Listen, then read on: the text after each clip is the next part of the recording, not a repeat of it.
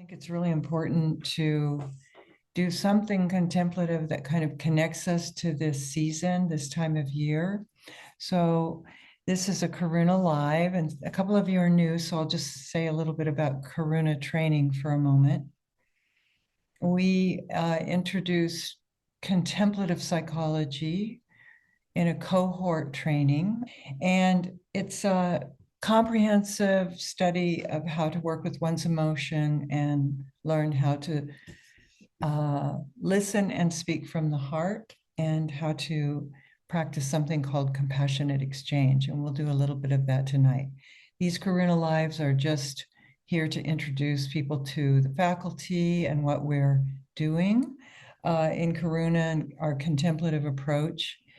Basically, the idea in contemplative practice is that we join our bodies, our breath, and our mind in the present moment and just see what's arising and really trust and embrace what's coming up. And so tonight, what I wanted us to do together is, even before we practice meditation and start a ritual, I'd like us to take a few minutes to contemplate what's going on for us this season. So I invite people to have a candle, if you can, near you. A candle would be good, and something to write on, because at some point we will do a little ritual. And I'm going to start with a little bit of burning of a little bit of juniper. And the juniper is here, and it's designed to bring the blessings of the invisible forces to bring our awareness together. Even though we're all on Zoom, we can just imagine our connection in this moment. So if you can have a candle with you, at some point we will do a little lighting of the lights together. It's really an interesting moment in the year when it's in the Northern Hemisphere. We're in the Winter Solstice, and it's a time when we can really join with the seasonal forces and kind of go inside and understand that this is the longest night of the year, and that beginning in sunrise that we have, the light is beginning to dawn again. So it's just many cultures worldwide have honored this. And I think there's a certain amount of, since we're a very consumer oriented culture, and therefore we get caught up in all of the consumer origins of Christmas, and we forget about the potency of this time of year. So I offered this Karuna Live with the intention of connecting us to that capacity in us to really be intentional about what we want to shine the light in our life on. What is it that we want to bring light to right now? Whether it's in Buddhism, light is synonymous with awareness. So let's start with a little contemplation. We'll just do this for a moment, and you're invited to write. And I'm just getting you ready for our ritual so that we can, perhaps if you feel comfortable, speak it out later. But let's start with this question.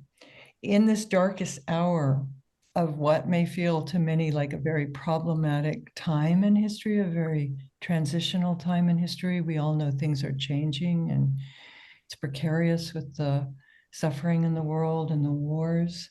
Just touching into what 2023 has been for you personally, internally, personally, externally, perhaps in your families or your friendships, and in the world. That's a lot to hold. And then ask yourself, what do you aspire to shine a light on in this moment of the solstice? What do you want to invite light toward in your life? Light being synonymous with awareness. Where are you reflecting on? What are you really chewing on in your life right now? And where does your heart take you in this very moment? So just let yourself write a few sentences and just be free form about it. Of course, there's no right answer. And then you can spend a couple of minutes asking, what are you working with this holiday season in particular? Holidays can be very challenging for some. A lot of us have a lot of baggage that we bring into the holidays, or resistance, or we feel many things, or we might be very joyful and attached to the holidays. what is it that you're working with this particular holiday season? Where are you in your life? Do you have traditions that are essential to you? Maybe things, rituals that you do from childhood? And what matters for you this season, this particular season, as we transition into winter? And then bring yourself back to what are you specifically celebrating this solstice or aspiring for if the world were open? Because it's been a really challenging year for many of us. What would support you in seeking what you inspire? What are you asking of the invisible forces right now?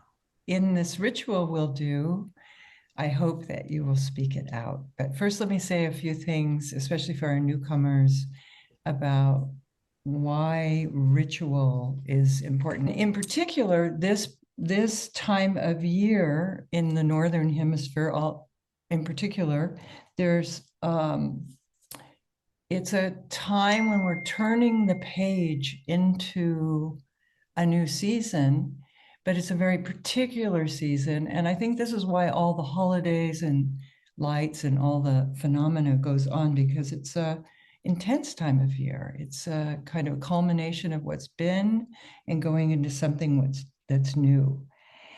And it's important to bring some kind of light into this darkness, especially if for those of us who get challenged during the holidays. And I don't know about you, but I get totally challenged during the holidays in multiple ways, whether it's about gift buying or whether it's about family issues or whether it's doing all the things I think I should do or, that I'm not up to doing. All those issues come to light. But solstice rituals in particular are cross-culturally known to human beings the world over.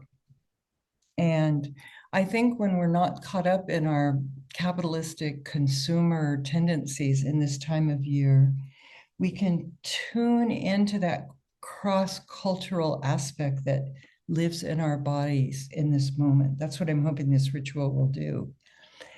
Because when we ritually mark and celebrate this solstice, we connect to what's ancient in our beings. And one could say that this ancient wisdom of the light returning is in our DNA. We want to awaken that. So we can either be at levels of consciousness or unconscious of that, but we're inviting that awareness, connecting with human beings who have celebrated and understood this transition. So this is important in Karuna training because we talk about being in alignment with the present moment, with things as they are. And we often think that has to do with how we see other human beings, and that's important in our relationships. But it also has to do with the phenomenal world, like the phenology of the world, like the seasons and the migrations and what's happening with the stars and the moons and the planet. Like right now, do you know when the next full moon will be? Do you know when that's coming or where we're at in the waxing and waning? Are you in tune with that? Are you synchronized with those systems? Does anyone know when the next full moon is? It's the 26th of December. So we're in a, growing moon, and then the new moon, the next new moon is January, I think it's January 8th. Is that right? No, January 11th. So, I have to look up the moons because I'm not attuned enough really, because I think we're so distracted in our daily life. But I make it a point to know when they are and kind of do something and honor that. We are like highly, if you think about how the moon moves the oceans and all the water of the seas and changes the tides, if we don't think that it moves the water in our bodies, we would be very delusional, right? We're very interconnected with these systems, but most of us aren't conscious. And we're actually kind of conditioned out of that consciousness. But there was a time in our being, in our ancestry, where we couldn't have survived without that knowledge, right? We needed to be connected to know what was happening. Do you understand the signs of the seasons when they're emerging? I'm much better with fall and spring. It's harder with winter. I live in Denver, Colorado. It's like it's very unpredictable right now. I don't know about you, but what are some of the signs that happen when winter's coming? This is the first day of winter in the northern. You're going into spring, or I guess you're going into summer, D, in Australia. And I know it must be very different in the Southern Hemisphere, especially in Australia. For example, I love November, December in Denver because you see all the Canadian geese flying. I mean, it's almost like just flocks and flocks of thousands of birds in the sky. And that always just lightens my heart every time they go over. And I make it a point to pause and just receive like the blessing of their passing. Also, the squirrels become vicious in November. And that's when I have to bring all my cushions in because I have upholstered half the squirrel population's nests in the neighborhood. So with several sets of cushions now. So I'm very mindful of that in Denver. The other thing I want you to think about in America anyway, I'm very attuned to the Farmer's Almanac. I get it every day. It's the only email that I open every day because they have so many beautiful articles on this phenology. And it's been around since 1792. They've been collecting these articles and information. It's a very old-fashioned website. and they just give, recipes and that kind of thing. So I'm just giving hints on how do we get back to this innate knowledge we have within ourselves to be attuned to our environment and our world and the seasons. These conscious embodied rituals are, I think, an essential aspect of human psychological health. We feel connected. We belong to this earth. We are this earth. We are the elements of this earth. We could get so dissociated in our heads and in our worries and our concerns that we go far away from that understanding. So ritual here does not mean like following rites in particular. We do come from a Tibetan tradition, which is highly ritualized. We don't do any of that in Karuna. We only seek to find ways to connect to our own voice and our own understanding of the sacred and enacting the sacred through ritual. We're leaning more and more into it. So we have a freedom to create our own rituals. And there are mundane rituals all of you have, and this is a whole topic we could get into, like making your tea or your coffee every morning, or what you do when you enter the house, or how you open, what do you do on the holidays? When do you call your family or your friends? Do you send cards? All of those are very mundane rituals, but they're very meaningful and they help us stay connected. And then there's sacred ritual, what I would like us to do tonight. And with the idea that if we don't consciously create these rituals, if we don't bring intention to these rituals, we will unconsciously enact rituals that can be very self-destructive and bring in all of our conditioning. So just an example of that for me this week, it's a wonderful thing. My family, my sister and my two nieces and my ex-stepmother, we all decided to visit my brother's grave yesterday. And my brother died 3 years ago in 2020, and I've never visited his grave. Amazingly, he's buried next to my father in St. Joe, Missouri. And I hadn't visited. So we decided to come together and have a holiday. And I led a ritual at his gravesite, and we just remembered him and evoked his presence. And it was so important for me to do that, to bring that forward and to touch that. And then we decided that we were not going to give typical gifts. The only gifts we could give would be to our pets. So we only gave holiday presents to our pets. And of course, all of us are animal crazy. So it's amazing how much stuff we brought for the pets. So, I feel it's kind of a new tradition, and we really had such a good time. It somehow lifted up off all this other stuff. And we had such a good time yesterday and had a really nice meal together after this feast. So I feel really blessed with this and empowered by taking a hold and consciously creating rituals that work for us instead of going through the same habitual stuff that, frankly, I avoid those things. But then I need to replace it with something else, right? Because we do need connections. We do need these relationships. Okay, so we do a lot of that in Karuna training, and this is just a chance for us to kind of bring a ritual together tonight. And I'm going to start with a few minutes of meditation, which I'll guide, and I'll burn a little little juniper here. And I'm going to ask people to kind of not go completely dark, but at a certain point, if you have a candle, here's how it will go. We'll burn incense and we'll come into our bodies. I'll guide us just for a few moments. And then as we want to speak, and I'll begin, we'll light a candle and hold it if you can hold it or not, but just so that there's some sense of light coming.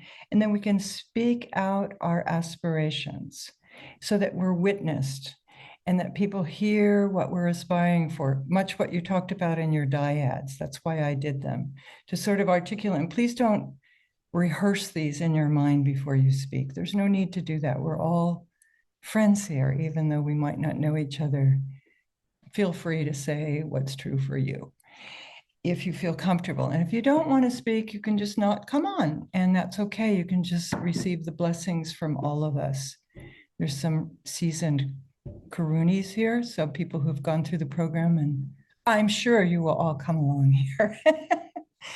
Okay, so let's start. I'm going to start with a few gongs.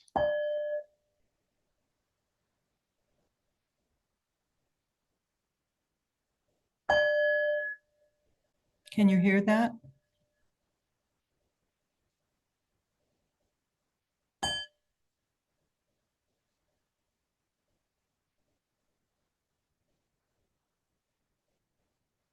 And just feel your weight on the seat you're sitting on or the bed you're lying on.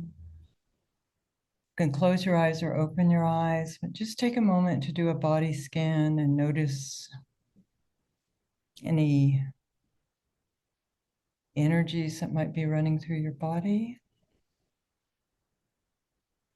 Whatever it is, don't judge it. It's just information. You can let the earth hold us.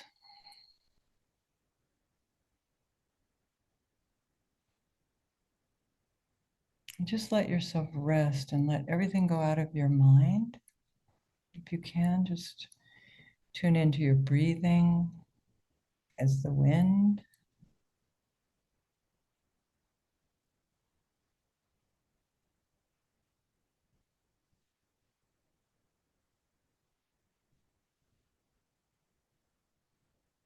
Feel the temperature in your body. That's the fire element.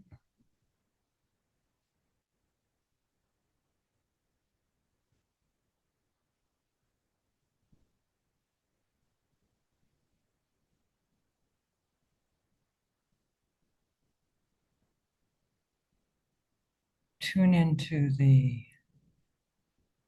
softening of your heart.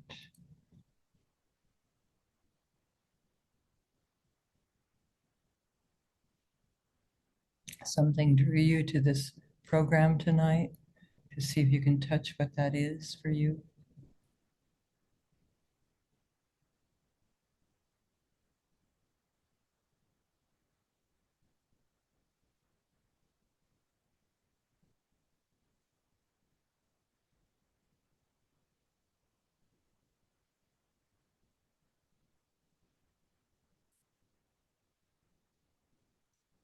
So if you can make your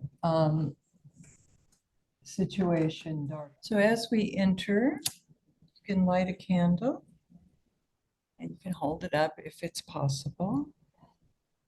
So I bring the intention and the light in my life to my family and the importance of my family, something I've spent a lot of time in my life avoiding, but it's really important to me as I age. And so I want the light to bring me awareness on how to build deeper bonds with my family so that I stay connected to my sister and my nieces and really cultivate the relationships there that matter to me. So then you keep your candle lit and then just passing the light along. Well, let's hold up our lights and just for a minute, just remember that we're aspiring not to push.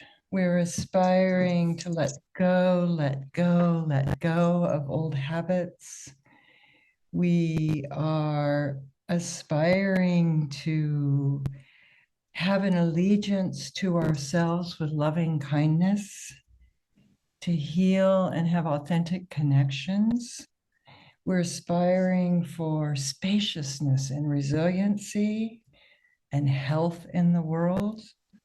We're aspiring to move through the next year with deep equanimity and to open and soften our hearts and particularly focus on family. For those of us that's a priority. We want to move close with authentic family and also healing. Let's bring healing to this world. And I would like to end with actually a Native American poem called Remember. Remember the earth whose skin you are, red earth, black earth, yellow earth, white earth, brown earth. We are earth. Remember the plants, trees, animal life who have their tribes, their families, their histories too. Talk to them, listen to them. They are alive poems. Remember the wind. Remember her voice. She knows the origin of the universe. Remember you are all people and all people are you. Remember you are this universe and this universe is you. Remember all is motion, is growing, is you. Remember language comes from this.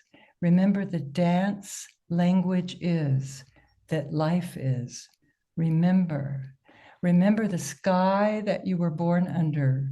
Know each of the stars' stories. Remember the moon. Know who she is. Remember the sun's birth at dawn. That is the strongest point of time.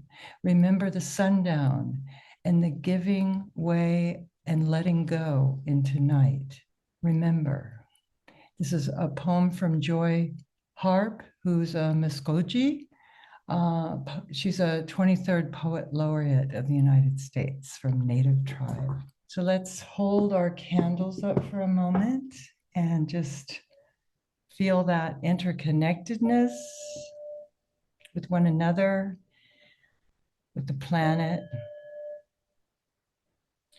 with this innate loving kindness of the world and Buddha nature and basic sanity. We all have it. We all have it, and everyone in the world has it. It's hard to remember that sometimes. And we can bow. And you can keep your candles burning through the night if you like, but don't catch fire, no fires. So I thank you, everybody, for coming. We're grateful for your support in any way that you can help. Any little bit helps. We're doing really well right now. We're about to have a graduate training, and in the coming months, we will be doing a new basic training, hybrid online with 3 in-person retreats. That'll probably start in September, realistically. And also we have a wonderful, if you go to the website, we have a wonderful program coming up. If you'd like to embody movement with Lucy Lopez, we have a 6-month program, and she holds a ritual container, very potent for us to do movement in such a way that we begin to contact fragments that we hold in relationship to our ancestors. And this is a really very powerful way. And I'm just learning that consciousness can actually hold this information. It's just like the plasticity of our mind is quite wide, and we can really go there, but we have to invite it, and we have to open our consciousness to it. And sometimes it feels like we make things up, but that's okay. Just fragments of information. So we're venturing into some new territory in Karuna, and I'm really excited about it. And please come along if you have the time. It's only one time a month, and it's really worth it. It's for 3 hours. So thank you, everyone. I'm just wishing you happy and peaceful and open holiday season, and may your dreams come true.